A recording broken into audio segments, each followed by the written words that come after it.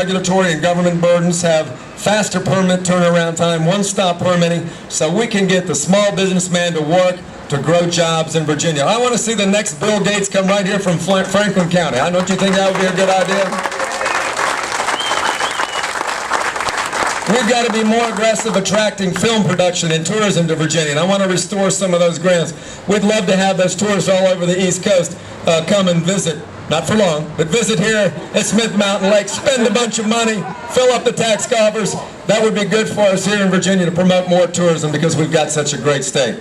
We need to be much more aggressive in bringing the next Hilton or Altria or Rolls-Royce like we've done recently to Virginia. And so I proposed a number of new incentive grants and improving the Governor's Opportunity Fund to do that.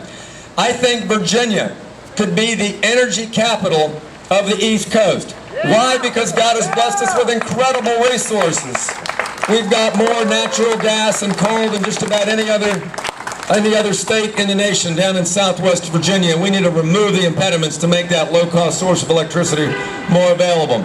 We haven't built a new nuclear plant in this country in over 2 decades, and we need to find faster and more effective ways to get nuclear power online in the United States of America.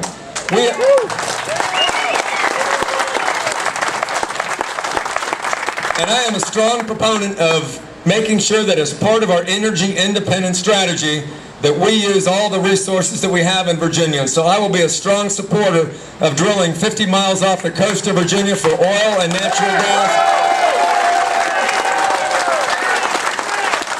We know that it can be done. We know it can be done environmentally friendly. They've been doing it in the Gulf of Mexico for 30 years and getting a 37.5% royalty cut from the federal government.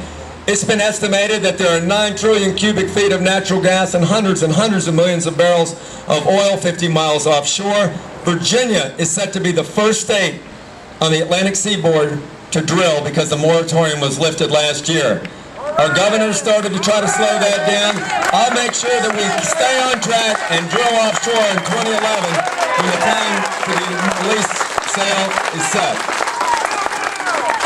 And then we can take those resources, which are estimated in being in the hundreds of millions of dollars a year in royalties and tax revenues, billions in capital investments, thousands and thousands of jobs. We'll take the prosperity from that and put it into transportation, put it into alternative energy research so we can make some of those new technologies commercially practicable.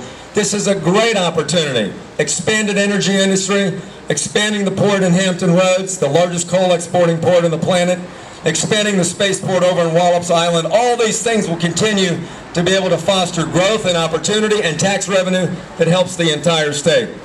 And I think we should do a better job training our young people. I don't want us to fall behind Pacific Rim countries. We have so few engineers and mathematicians now compared to some of the other countries that we're graduating. We've got to do a better job focusing on science and technology and engineering and math in our schools. We need to make it cool to be a geek again in school, just like Charles Poindexter was when he was in school.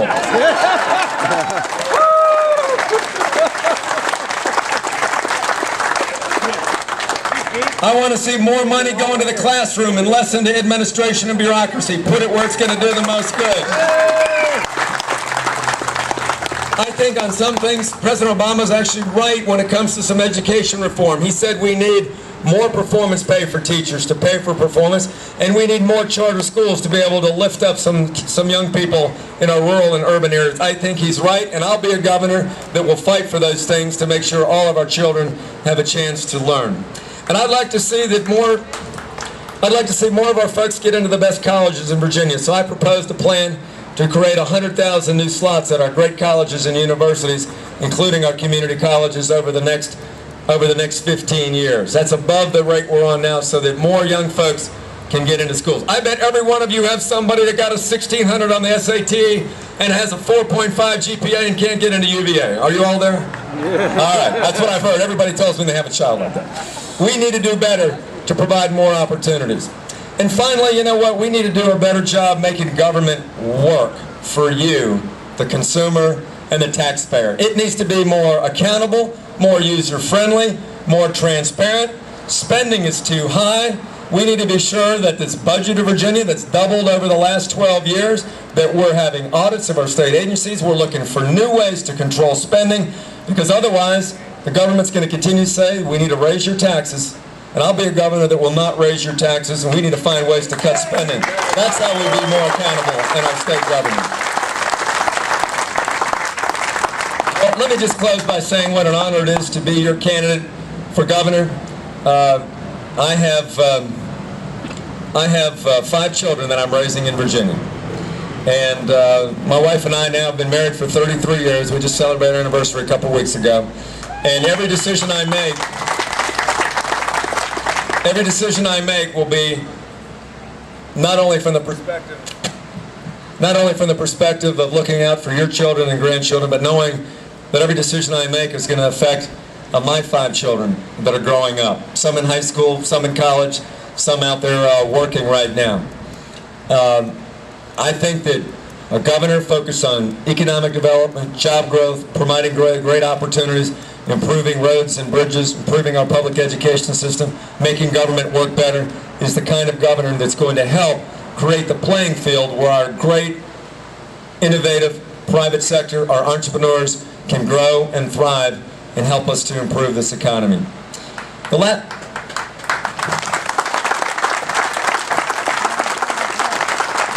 Okay, the watermelon is about melted because I've talked so long. The last thing I'd like you to do is to say, I need your help for these last 85 days.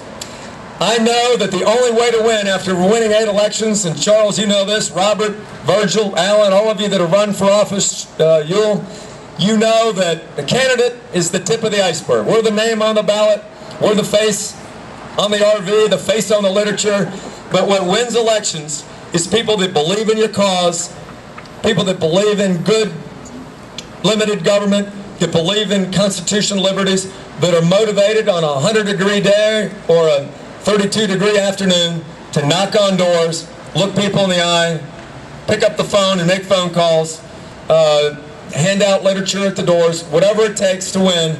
Doing that hard work of freedom is ultimately going to determine whether we win and lose on November 3rd. So I'm asking you today to make this not the end of your involvement with the campaign, but the beginning. If you can team with us over these next 85 days, I know that we're going to win. We are using technology like it's never been used before in Virginia. We've got more friends on Facebook by 2 to 1 than our opponent.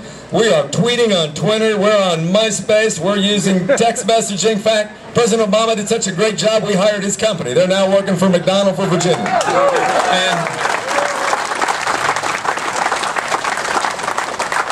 So your last test for the day is to do this. If everybody take out their cell phone, this is going to take 30 seconds.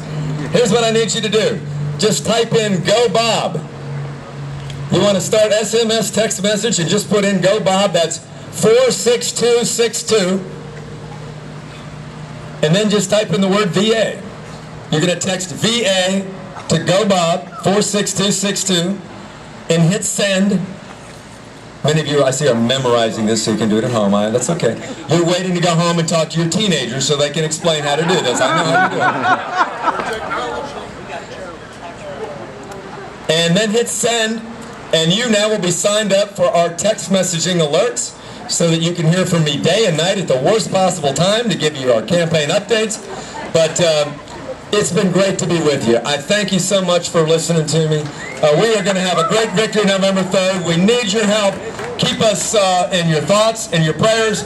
Knock on the doors, make the phone calls, put up the signs, work with your team here in Franklin County, and we will have a great victory November 3rd. God bless you. Great to be with you. Thank you very much.